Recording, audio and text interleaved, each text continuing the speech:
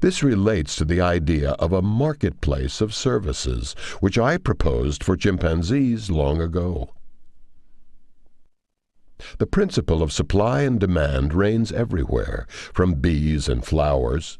The ratio between flowers and bees determines how attractive the former need to be to get pollinated by the latter, to the curious case of baboons and their babies.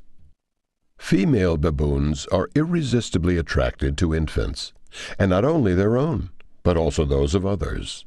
They give friendly grunts and like to touch them. Mothers are protective, though, and reluctant to let anyone handle their precious newborns. Interested females groom the mother while peeking over her shoulder or underneath her arm at the baby. After a relaxing session, a mother may permit the other a closer look. The other thus buys infant time. Market theory predicts that the value of babies goes up if there are fewer around. In a study of wild chacma baboons in South Africa, Peter Henze and Louise Barrett found indeed that the length of time mothers were groomed was inversely related to the baby supply in the troop. Mothers of rare infants extracted a considerably higher price than mothers in a troop that had just enjoyed a baby boom. The way primates trade commodities mimics our economies in surprising ways. We even managed to set up a miniature labor market among capuchin monkeys, which was inspired by their natural hunting behavior.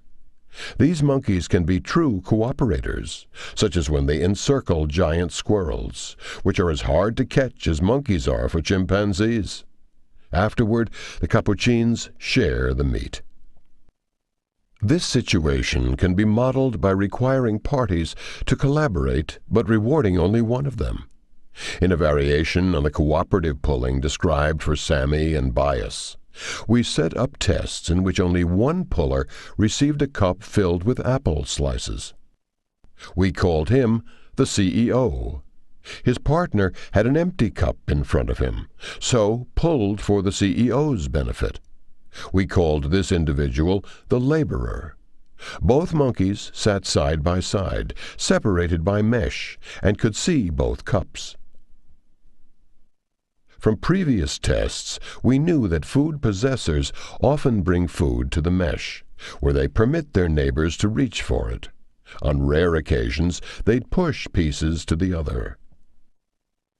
As it turned out, if both monkeys brought in the food, the CEO shared more through the mesh with the other than if he had secured the food by himself. In other words, he shared more after having been helped. We also found that sharing fosters cooperation, because if the CEO was stingy with his food, the success rate of the pair dropped dramatically. Without sufficient rewards, laborers simply went on strike. In short, monkeys seem to connect effort with compensation. Perhaps owing to their collective pursuits in the wild, they grasp the first rule of the stag hunt, which is that joint effort requires joint rewards.